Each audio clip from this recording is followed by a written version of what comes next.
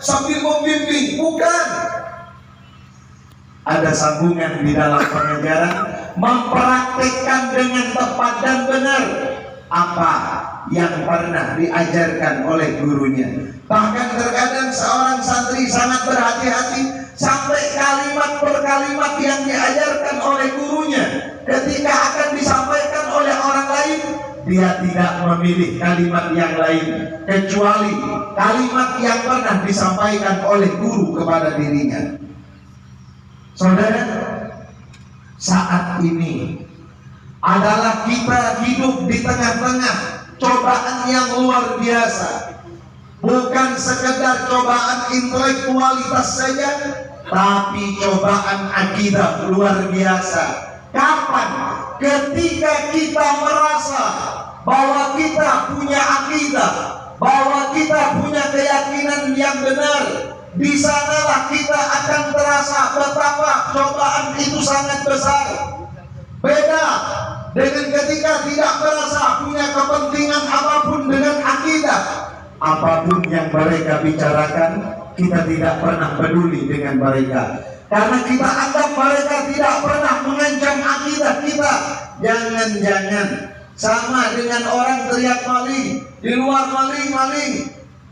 Orang yang tidak kaget berarti dia tidak milik apapun, sehingga dia harus khawatir kehilangan tentang harta bendanya. Tapi orang yang memiliki suatu berharga, dia akan kaget. Sering saya sampaikan, saudara, jangan kencang-kencang, jangan direkam ya.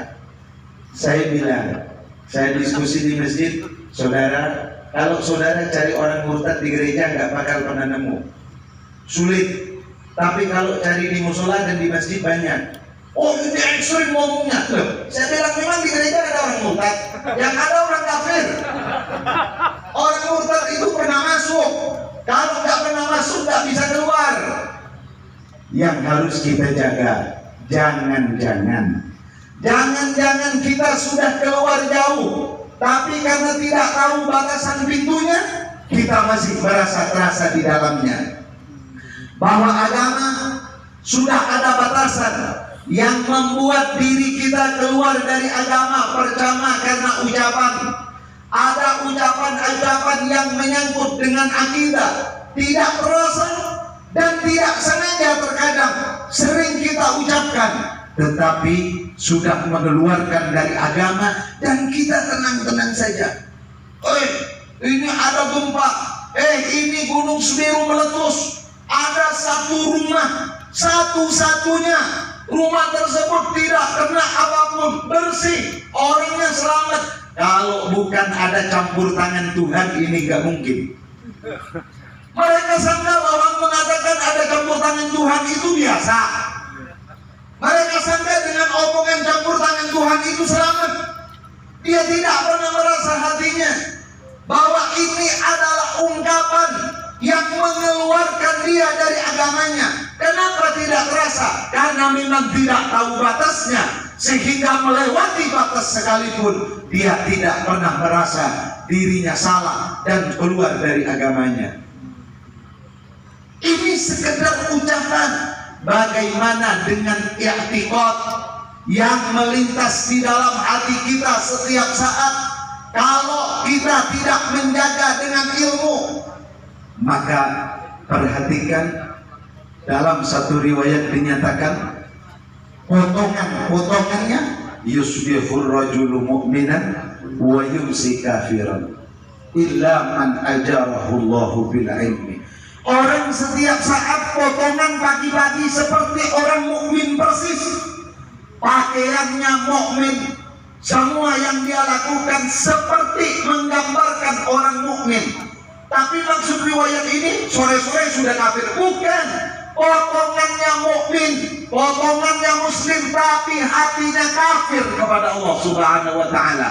Illa man ajarahu Allahu bil ilmi, kecuali hamba-hamba Allah yang Allah jaga diberikan pengetahuan tentang akidah yang benar, hatinya punya i'tiqad dan keyakinan yang benar dari guru yang benar dengan kalimat yang benar. Itulah orang yang diselamatkan oleh Allah bentuknya muslim, hatinya mukmin. Kalau dulu Rasul Shallallahu Alaihi Wasallam hijrah dari Makkah ke Madinah membawa keimanan lalu mengislamkan orang-orang mukmin. Sekarang yang ada adalah memukminkan orang-orang Islam.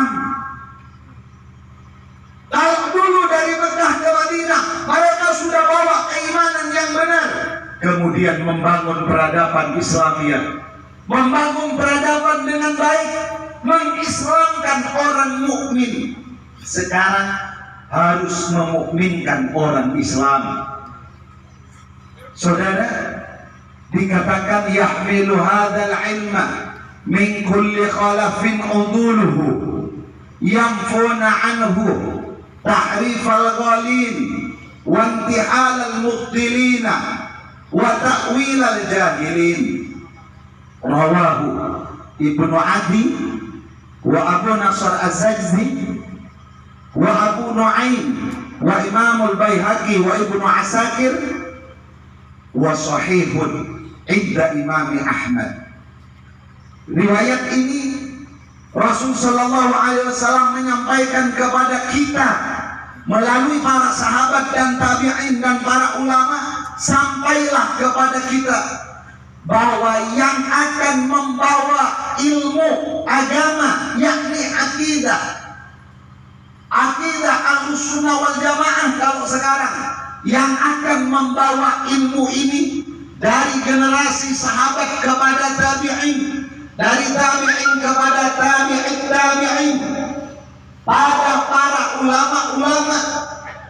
Imam Abu Hanifah rahimahullah ta'ala berguru hampir pada 100 orang tabi'in, orang-orang alim dan saleh, hampir 100 gurunya daripada tabi'in.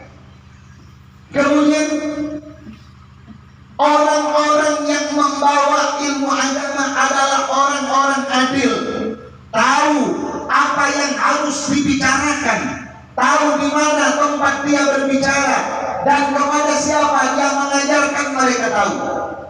Saudara, Indonesia sebelum dinyatakan sebagai republik, negara yang sudah merdeka, jauh sebelumnya akidah di Indonesia sangat merdeka, luar biasa. Para habaib dulu, para wali songo dulu mengajarkan akidah dengan tenang dan damai. Ala Ahlussunnah wal Jamaah, Asy'ariyah, Maturidiyah, materinya wujud kitab batok, dan itu bisa ditemukan dari tulisan-tulisan ulama-ulama terdahulu. Terbukti bahwa materi itu yang diajarkan dari masjid ke masjid, dari surau ke surau, dari kampung ke kampung, diajarkan kepada mereka. Dalam keadaan negara dijajah 300 tahun lamanya, tapi dalam beragama dan berakidah mereka tenang dan damai. Tidak ada gesekan satu dengan yang lain. Kenapa? Akidahnya sama, cara beribadahnya sama, mengikuti ulama dan para habaib dengan cara yang tenang. Sehingga di dalam satu kitab Sawi dikatakan, wala yajuzul iktida bima ada madahib al-arba'ah walau wafaqal kitab wa sunnah. Tidak boleh sekali-kali orang keluar tidak mengikuti salah satu dari 4 mazhab, walaupun akan cocok, tepat dan benar sesuai dengan Quran dan hadis. Tidak boleh. Itu di dalam cara beribadah, dalam cara bermuamalah, tapi dalam cara berakidah perintahnya lain. Fa'lam annahu la ilaha illallah wa'lamu annallaha maulakum. Perintahnya adalah fardhu ain. Pribadi-pribadi mukallaf tidak boleh tidak tahu dengan sendirinya, tidak boleh ikut-ikutan, tidak boleh percaya begitu saja. Berarti harus dipelajari satu persatu dengan tenang. Sehingga seorang ulama besar Al-Imam As-Sanusi rahimahullah ta'ala mengatakan, wa tahsilu ulumin yaqulu tatba'uha. Seorang yang mencari ilmu, semua disiplin ilmu dituntut semua, fikih dibolak-balik, usul fikih dibolak-balik, tapi lalu kemudian yang paling pokok, akidah yang paling pokok yang harus mendasari dia beribadah dan bermuamalah, agar ibadah dan bermuamalah itu dinyatakan sebagai amal soleh, dia lupakan, dia tinggalkan. Itu kalimat di akhir ujratun wa syahwatun nafsaniyah, tidak lebih daripada, kalau kata orang sekarang apa, ejakulasi dini. Paham ejakulasi dini? Belum apa-apa, ini belum apa-apa sudah bicara tentang ihsan, sudah bicara tentang akidahnya yang benar dulu, baru semua akan dibangun di atasnya. Oleh karena itu, dulu para ulama tenang menyampaikan akidah. Kira-kira pada tahun 1880-an, setelah ada pertukaran mahasiswa dari Timur Tengah ke Nusantara, ke Indonesia, baru pertama sederhana, orang ziarah kubur. Habaib mengajarkan sejak lama, ulama mengajarkan sejak lama, baru digugat. Ziarah kubur tidak boleh, sedikit. Rupanya kenapa? Oh, ternyata secara adat, secara kebiasaan, memang tidak ada apel berbuah mangga. Memang tidak ada apel berbuah mangga. Kenapa mereka melarang maulid? Kenapa mereka kok melarang ziarah kubur? Kenapa mereka mengatakan Habib itu tidak ada?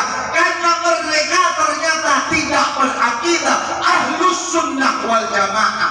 Karena metode yang mereka bawa adalah uluhiyah, rububiyah, asma wa sifat.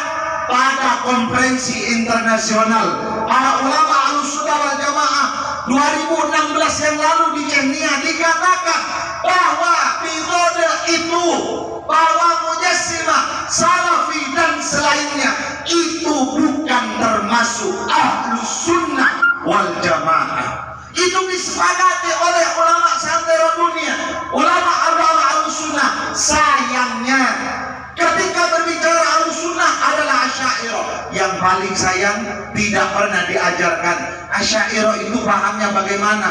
Tidak sampai mengajarkan wajib, mustahil, jaiz.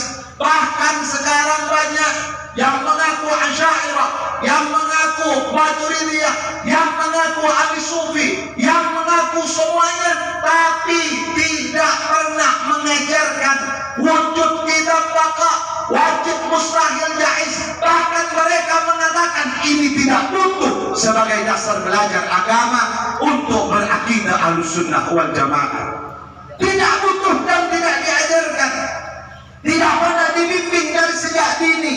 Ini lalu kemudian anak-anak kita ditaruh di sekolah dasar, ditaruh di sekolah menengah pertama, ditaruh di sekolah menengah atas, begitu sampai di perguruan tinggi. Orang tuanya menjadi musuh, saudara-saudaranya menjadi musuh. Kenapa? Karena akidahnya tidak lagi sama dengan akidah orang tuanya. Wajar kalau buahnya berbeda dengan apa yang diajarkan oleh orang tuanya.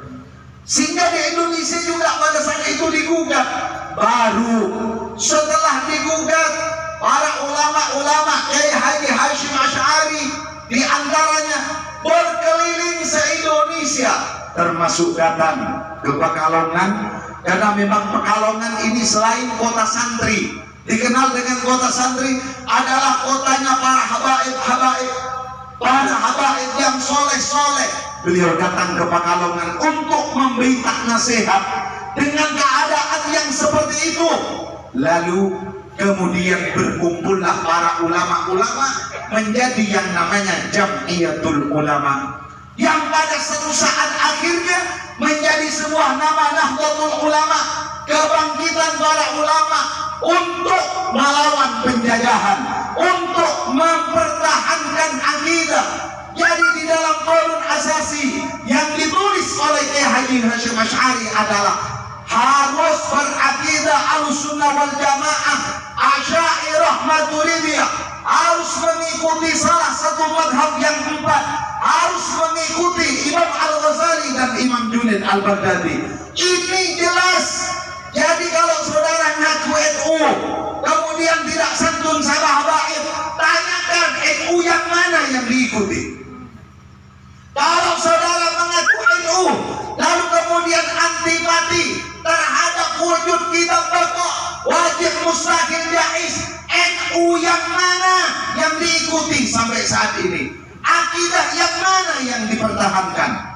Karena berdirinya itu Kiai Haji Hasyim Asy'ari jelas nulis satu kitab Nurul Yaqin, di dalamnya bercerita tentang Rasulullah sallallahu alaihi wasallam, di dalamnya bercerita dan menganjurkan harus wajib mencintai zuriat Rasulullah Muhammad sallallahu alaihi wasallam. Kalau mau ber-NU baca kitab-kitab Kiai Haji Hasyim Asy'ari agar kita generasi ini tidak menjadi generasi pengkhianat terhadap para pendiri dan muasisnya.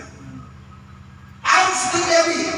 Nah sekarang kalau akidah Ahlussunnah ala Asy'ariyah wujud kitab bakal tidak ada, terakhir adalah seorang sahabat Ambahzin bin Hakim an abihi an jaddihi qala Rasulullah sallallahu alaihi wasallam ya'ti 'alan nasi zamanun ulama'uhum fitnah wa hukama'uhum fitnah la yajiduna aliman illa rajul ba'da rajul. Akan ada keadaan ulama tidak bisa diikuti. Maksudnya yang ngaku ulama itu loh, bukan membimbing umat, ngajarin akidah, bukan, sibuk dengan politik. Umatnya kocar-kacir, gak tahu kemana. Hukamnya juga begitu, sehingga umat tertinggal. Tidak ada asupan akidah Ahlussunnah wal Jamaah. Maka pada saat itu taktsuru fihil masajid wal qura. Bukan tidak banyak masjid-masjid di mana-mana, masjid baik, masjid indah, wal qura, banyak hafid-hafid, banyak ahli baca Quran tapi tidak ngerti. Disangka kalau sudah Quran akan dapat petunjuk, padahal Al-Quran sendiri menyatakan yudillu bihi katsira wa yahdi bihi katsira. Justru banyak orang tersesat kalau tidak tahu wajib, mustahil, jaiz, tersesat dengan Al-Quran. Al-Habib Ali bin Hasan Al-Bahar 2005 dulu sudah mengatakan, Ustaz, siapapun yang menafsiri Al-Quran kalau tidak ngerti wajib, mustahil, jaiz, dia lebih dekat terhadap kesesatan. Apalagi ketika bersentuhan dengan ayat-ayat mutasyabbihah. Pasti sehingga sekarang ini bukan hanya kriminalisasi yang digaung-gaungkan, kriminalisasi ulama, lebih dari sekedar kriminalisasi ulama adalah kriminalisasi Al-Quran dan hadis. Kenapa? Karena dimaknai, ditafsiri tanpa tahu wajib, mustahil, jaiz, sehingga menyesatkan orang lain, dirinya sesat dan menyesatkan orang lain. Dan ini harus kita wanti-wanti semuanya. Oleh karena itu mari akhiri kita bersama-sama membaca wujud kita baqa ma khalaqatu lil awadithi qiyamuhu bi nafsihi wahdaniyah qudrah irada ilmu hayat sama basar kalam qadiran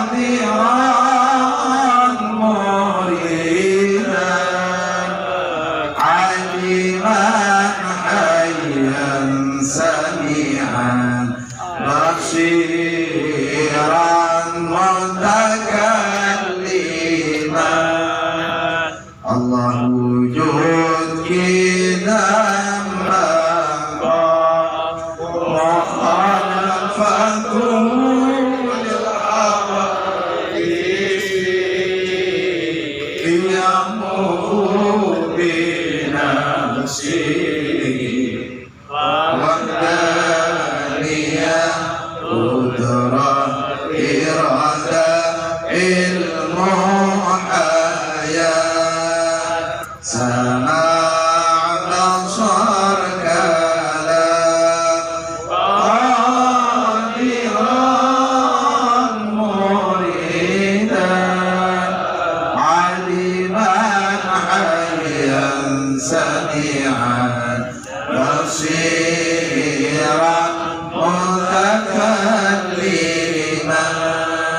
Mudah-mudahan saya dan kita semua, hati kita Allah Subhanahu wa Ta'ala jadikan hati yang istiqomah, yang iman kepada Allah Subhanahu wa Ta'ala, cinta kepada Allah Subhanahu wa Ta'ala, beriman kepada Rasulullah Sallallahu Alaihi Wasallam, cinta kepada Rasulullah Sallallahu Alaihi Wasallam, cinta kepada zuriat Rasulullah Sallallahu Alaihi Wasallam, cinta kepada ulama-ulama kita, warasatul anbiya, cinta kepada guru-guru kita dan orang-orang tua kita. Semoga mereka yang mendahului kita Allah Subhanahu wa Ta'ala berikan ampunan, Allah Subhanahu wa Ta'ala berikan hadiah yang agung, berjumpa dengan baginda Rasulullah Muhammad SAW. Semoga saya dan kita semua yang masih hidup dan orang-orang tua kita dan guru-guru kita semua, ketika kelak sampai pada janjinya, ajal kita tiba, Allah Subhanahu wa Ta'ala hadiahkan kalimat yang agung, la ilaha Muhammadur Rasulullah SAW. Terima kasih dan saya mohon maaf yang sebesar-besarnya khususnya kepada guru saya Sahibul Bait Al-Habib Muhammad Al-Musawwa. Mohon maaf dan mohon didoakan untuk kita semua. Wallahu muwaffiq ila aqwamit thoriq. Wassalamualaikum warahmatullahi wabarakatuh. Waalaikumsalam warahmatullahi wabarakatuh.